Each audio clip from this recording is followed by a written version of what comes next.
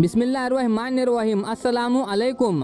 दोस्तों, एक बादशाह अपने महल में उदास और परेशान बैठा हुआ था। उसका वजीर उसके पास आया तो उसने बादशाह को रंजीदा और खामोश पाया। वजीर ने उसे सलाम किया तो बादशाह ने कोई जवाब ही ना दिया, क्योंकि वो अपनी ही सोच में मगन था। वजीर ने दोबारा सलाम किया, मगर बादशाह ने फिर भी सर उठाकर देखा तक नहीं। वजीर ने एक दफ़ा फिर से भरपूर जोर से सलाम किया और पूछा कि आज आप इस कदर खामोश और रंजीदा क्यों है। बादशाह ने जवाब दिया कि कभी कभी मेरी ऐसी ही हालत हो जाती है, किसी से मेरा बात तक करने का जी नहीं चाहता। अब तुम आ गए हो तो कोई अच्छी बात करो। वजीर ने कहा कि आज आपके शहर में गश्त करने का दिन है, अगर मुनासिब समझे तो लिबास तब्दील करके शहर में चले, इस तरह आपका दिल भी बहल जाएगा। बादशाह ये सुनकर तैयार हो गया। फिर उन दोनों ने अपने लिबास तब्दील किए और भेष बदलकर महल के खुफिया दरवाजे से निकलकर शहर की तरफ चल पड़े। रास्ते में उन्होंने देखा कि एक नाबीना फकीर खड़ा हुआ है। ये दोनों उसकी तरफ बढ़े। फकीर ने आहट सुनकर सदा लगाई तो बादशाह ने एक सिक्का निकालकर फकीर के हाथ में दे दिया और आगे बढ़ने लगे तो फकीर ने उसका दामन पकड़कर कहा कि जिस तरह तुमने मुझसे हमदर्दी करते हुए सिक्का दिया है, इसी तरह मेरे मुंह पर एक थप्पड़ भी लगा दो। बादशाह ये अजीबो गरीब ख्वाहिश सुनकर बड़ा हैरान हुआ और उसे एक नाबीना फकीर की बड़ समझकर आगे बढ़ने लगे, लेकिन फकीर ने उनका दामन ना छोड़ा और अपनी बात पर इसरार करने लगा कि मेरे मुंह पर एक चाटा जरूर मार दीजिए और अगर ये मंजूर नहीं है तो अपना सिक्का वापस ले लीजिए, मुझे इसकी कोई ज़रूरत नहीं है। ना चाहकर बादशाह ने उसके मुंह पर हल्के से चाटा रसीद कर दिया। फिर वो लोग आगे बढ़ गए। कुछ दूर जाने के बाद बादशाह के दिल में ख्याल आया कि नाबीना फकीर ने ये जो हरकत की है तो ज़रूर इसके पीछे कोई राज दफन है, वरना कौन इस तरह सिक्के के लिए अपने मुंह पर थप्पड़ लगवाता है। उसे जुस्तजू हुई कि वो ज़रूर ये राज पता करेगा। चुनाचे बादशाह ने अपने वजीर से कहा कि वो उस फकीर को जाकर बता दे कि उसको ये सोने का सिक्का बादशाह ने दिया है और उसका हुक्म है कि वो कल दोपहर को उसके दरबार में हाजिर हो। वजीर ने बादशाह के हुक्म की तामील की। फिर ये दोनों आगे बढ़ गए और इसी तरह शहर के मुख्तलिफ गलियों और बाजारों में घूम फिरकर लोगों के हालात और मसाइल मालूम करने लगे। उन्होंने शहरियों से हुकूमती कारिंदों के हवाले से भी बातचीत की। फिर बादशाह और उसका वजीर काफ़ी देर शहर में गुजारने के बाद खुफिया रास्ते से महल में वापस आ गए। अगले दिन दोपहर को फकीर बादशाह के दरबार में हाजिर हो गया। बादशाह ने अंधे फकीर से पूछा कि तुम्हारा नाम क्या है और तुमने सवाल करने के बाद अपने मुंह पर चाटा क्यों लगवाया, ये कैसा माजरा है। अंधे फकीर ने बड़े अदब से जवाब दिया कि जनाबे आली, मैं आपके इसी शहर का रहने वाला हूँ। मेरे बाप ने मरते वक्त जो माल छोड़ा था वो मैंने फिजूल खर्ची में बहुत जल्द उड़ा दिया और तंगदस्त हो गया। फिर मेरी बीवी ने मुझे समझाया और मैंने उसके कहने पर 2 ऊँट खरीदे और तिजारत को अपना पेशा बना लिया। जल्द ही मेरे काम में बड़ी तरक्की हुई और रफ्ता रफ्ता मेरी हालत बेहतर से बेहतर होती गई और मैं खुशहाल हो गया। अब मेरे पास 80 ऊँट थे और मेरा काम बहुत अच्छा चल रहा था। एक दिन मैं सौदागर का माल लेकर बंदरगाह पर पहुंचाकर वापस शहर आ रहा था कि रास्ते में एक जगह पर कुछ देर आराम करने के लिए बैठ गया। ऊँटों को भी मैंने उनके चरने के लिए छोड़ दिया।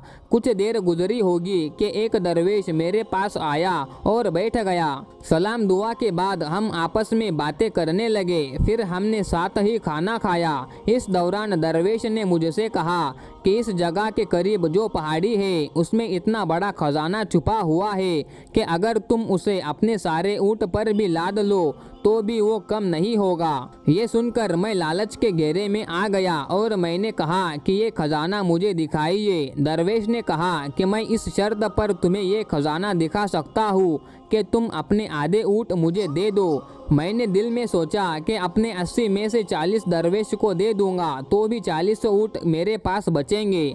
खजाने से भरे ये 40 ऊँट भी मेरी कई पुश्तों के लिए काफ़ी होंगे। इतना बड़ा खजाना 40 ऊँटों के बदले में मिल रहा है तो ये कुछ सौदा बुरा भी नहीं है। चुनाचे ये सोचकर मैंने दरवेश से कहा कि मुझे तुम्हारी ये शर्त मंजूर है। इस पर दरवेश ने मुझसे कहा कि मैं ऊँटों को लेकर उसके पीछे पीछे चलूं। हम थोड़ी ही दूर पहुँचे होंगे कि एक पहाड़ी दर्रा नजर आया। ये दर्रा चूँकि बहुत तंग था इसीलिए ऊँटों को एक कतार में करके मैं दरवेश के पीछे उसमें दाखिल हो गया। कुछ दूर चलने के बाद दरवेश रुक गया और कहने लगा कि हम खजाने तक पहुंच गए हैं, ऊँटों को यहाँ बिठा दो। मैंने उसके कहने पर ऊँटों को बिठा दिया। फिर वो मुझे लेकर आगे चला। चंद कदम चलकर उसने लकड़ियाँ जमा करके आग जलाई और आग पर कोई खुशबूदार सफूफ छिड़क कर कुछ पड़ने लगा जिसे मैं समझ नहीं सका। चंद लम्हों के बाद अचानक ज़मीन लरजने लगी और एक जगह से फट गई। जिस जगह ये ज़मीन फटी वहाँ पर एक आलीशान दरवाज़ा नज़र आया। दरवेश ने मुझे इशारा किया कि आओ। फिर हम दोनों उस दरवाजे के अंदर दाखिल हो गए। जब मैं दरवाजे के अंदर गया तो मेरी आंखें हैरत से फटी की फटी रह गई। हर तरफ हीरे जवाहरात के अंबार लगे हुए थे। मैं उसको देखते ही लालचियों की तरह झपटा और ये ज़र जवाहिर अपने ऊँटों पर लादना शुरू कर दिया।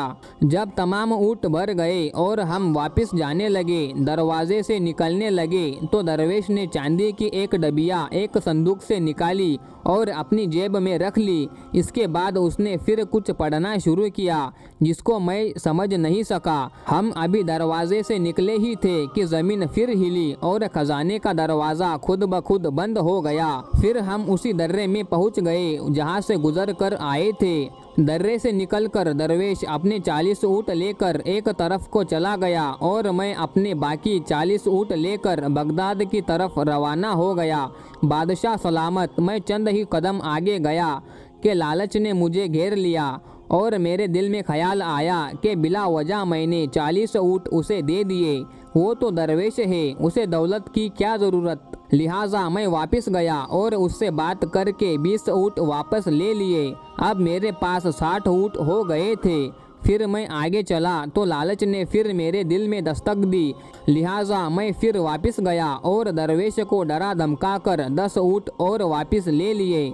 फिर इसी तरह मैंने अपने सारे ऊँट उससे वापस ले लिए। अब दरवेश खाली हाथ चल पड़ा तो मेरे दिल में ख्याल आया कि इसकी जेब में चांदी की एक डिबिया थी, ज़रूर उसमें भी कोई खजाना छुपा होगा। मैं फिर वापस गया और उसे डरा धमकाकर वो भी लेने की कोशिश की।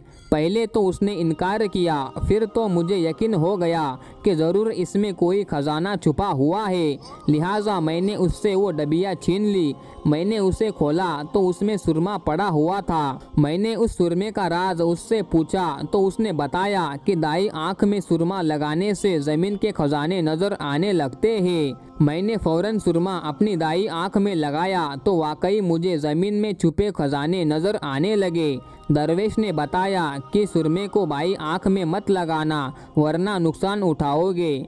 मैं लालच में अंधा हो रहा था, लिहाजा मैंने उसकी बात ना सुनी और सुरमा अपनी बाई आँख में भी डाल दिया, जिसके लगाते ही मैं अंधा हो गया। मुझे कुछ नज़र नहीं आ रहा था। मैं ज़ोर ज़ोर से चिल्लाने लगा कि मुझसे मेरा सब कुछ ले लो मगर मेरी बिनाई मुझे वापस कर दो। मगर अब मुझे मेरे लालच की सज़ा मिल चुकी थी। वो दरवेश सारे के सारे ऊँट और चांदी की डिबिया लेकर चलता बना और मैं वही ठोकरें खाने लगा। फिर मैं गिरता पड़ता शहर वापस आ गया और उस दिन से आज तक भीख मांग कर गुजारा कर रहा हूँ। अब मुझे जो कोई भी रकम देता है तो मैं खुद को सज़ा देने के लिए अपने मुंह पर चाटा ज़रूर लगवाता हूँ। बादशाह ने फ़कीर की दर्दनाक कहानी सुनकर कहा कि तुम्हारा तो बड़ा इबरतनाक अंजाम हुआ। यकीनन लालच का अंजाम बुरा ही होता है। बादशाह बड़ा रहम दिल था। उसने कहा कि आज से तुम्हें शाही खजाने से कुछ रकम मिलती रहेगी। होगी जो तुम्हारे गुजर बसर के लिए काफ़ी होगी, लिहाजा तुम आज से भीख मांगना बंद कर दो। फिर फ़कीर बादशाह को दुआएं देता हुआ दरबार से चला गया। दोस्तों, जब भी हम लालच में कोई भी काम करते हैं तो लालच की एक ना एक दिन सज़ा हमें ज़रूर मिलती है। इसलिए जो कुछ हमारे पास है उस पर शुक्र करना बेहद ज़रूरी है। अल्लाह पाक हमको और आपको शाकिर बनाए। आमीन सुम्मा आमीन या रब्बुल आलमीन। दोस्तों, हम उम्मीद करते हैं कि हमारी आज की वीडियो आपको ज़रूर पसंद आई होगी। वीडियो को लाइक करें और अपने तमाम दोस्तों में ज़रूर शेयर करें। चैनल को सब्सक्राइब करना ना भूलें। मिलते हैं फिर किसी नई वीडियो के साथ, तब तक के लिए अस्सलामु अलैकुम। अल्लाह हाफिज़। शुक्रिया।